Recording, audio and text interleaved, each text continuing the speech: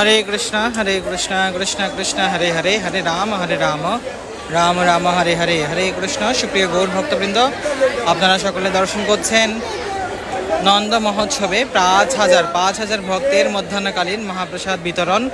তো আজকের এই আপনারা জানেন যে গতকাল সমস্ত ভক্তরা জন্মাষ্টমীর ব্রত পালন করেছেন।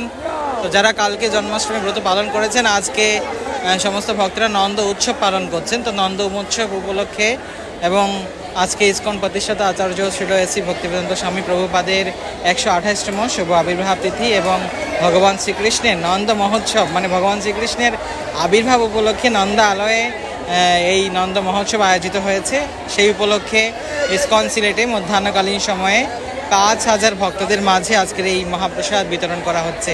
তো আপনারা দেখতে পাচ্ছেন সমস্ত ভক্তরা লাইন ধরে আজকের এই মহাপ্রসাদ গ্রহণ করছেন। তো আজকে অনেক সুন্দর সুন্দর প্রসাদ ভক্তদের মাঝে বিতরণ করা হচ্ছে। তো আজকের এই মহাপ্রসাদ বিনামূল্যে সমস্ত ভক্তদের মাঝে বিতরণ করা হচ্ছে।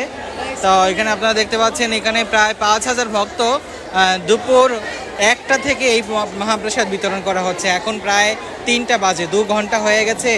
এখন প্রায় ৩,০০০ সাড়ে ৩,০০০ ভক্ত প্রসাদ পেয়েছে। এখনও প্রায় ২,০০০ ভক্ত রয়েছে মন্দিরে। সমস্ত ভক্তরা এই মহাপ্রসাদ গ্রহণ করবেন।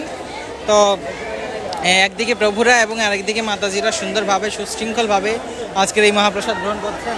প্রভু ফ্যান বন্ধ করে দেন, ফ্যানগুলো বন্ধ করে দেন।